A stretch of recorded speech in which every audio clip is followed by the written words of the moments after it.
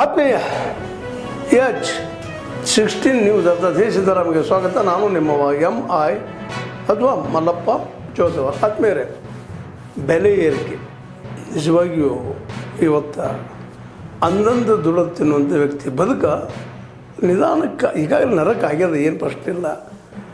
ಈಗ ಮತ್ತೆ ಬೆಲೆ ಅದು ವಾಣಿಜ್ಯ ಸಿಲಿಂಡರ್ಗಳಿಗೆ, ಕಮರ್ಷಿಯಲ್ ಸಿಲಿಂಡರ್ಗಳಿಗೆ 993 ರೂಪಾಯಿ 993 ರೂಪಾಯಿ ಹೆಚ್ಚು ಮಾಡಿದ್ರಿಂದಾಗೆ ಒಮ್ಮೆಲೆ 2076 ಇದ್ದಿದ್ದು 3071, 2151 ಇದ್ದಿದ್ದು 3052, ಹೀಗೆ ಒಮ್ಮೆದ ಮೇಲೆ 1,000 ನೇರ ಬೋಟ್ ಜಂಪ್ ಆಗಿದ್ದರಿಂದಾಗಿ ಈ ಹೋಟೆಲ್ಗಳ ತಿಂಡಿ ಬೆಲೆ ಗಗನಕ್ಕೆ ಏರೋದಿಲ್ಲ. ಎರಡು ಮಾತೇ ಇಲ್ಲ, ಈಗಾಗಲೇ ಗಗನಕ್ಕೆ ಏರಿದಾವೆ. ಒಂದು ಚಹಾ ಕುಡಿಬೇಕಾದ್ರೆ 10, 15, 20, ಒಂದೇನೋ ಪೂರಿನೋ ಮತ್ತೆ ಅವತ್ತು ತಿನ್ನಬೇಕಾದ್ರೆ ಇವತ್ತು 70, 80.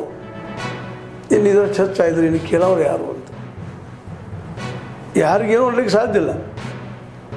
ಆ ದಿಶೆಯಲ್ಲಿ ರಾಹುಲ್ ಗಾಂಧಿ ಅಂತ ನೇರವಾಗಿ ಟೀಕೆ ಮಾಡಿದ್ದಾರೆ. ಹೌದು, ವಿರೋಧ ಪಕ್ಷದಲ್ಲಿದ್ದರೆ ಟೀಕೆ ಮಾಡಿದ್ರೆ ಅನ್ಬೋದು. ಆದರೆ ಯಾವುದೇ ವಿರೋಧ ಪಕ್ಷದಲ್ಲಿ, ಆಡಳಿತಾರೂಢ ಪಕ್ಷ ಅಲ್ಲಿ, ಜನಸಾಮಾನ್ಯರ ಪರಿಸ್ಥಿತಿಯನ್ನು ಇವತ್ತು ಅರ್ಥ ಮಾಡ್ಕೊಳ್ಬೇಕಾಗಿದೆ ಎಲ್ಲರೂ.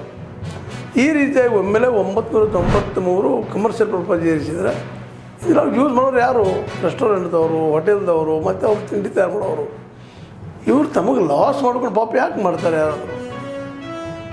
ಇವತ್ತು ನೋಡಿರಿ, ಬೆಂಗಳೂರಲ್ಲೇ 2150 ಇದ್ದಿದ್ದು ಏಕಾಏಕಿ 3152 ಆಗಿಬಿಟ್ಟದ. ಎಷ್ಟು ಹೆಚ್ಚಾಯಿತು ಒಂದು ಸಿಲಿಂಡ್ರಕ್ಕೆ? ಕೋಲ್ಕತ್ತಾದಲ್ಲೇ 2208 ಇತ್ತು, ಇವತ್ತು ನೋಡ್ತಾರೆ ಅದನ್ನು 3202 ಆಗಿದೆ.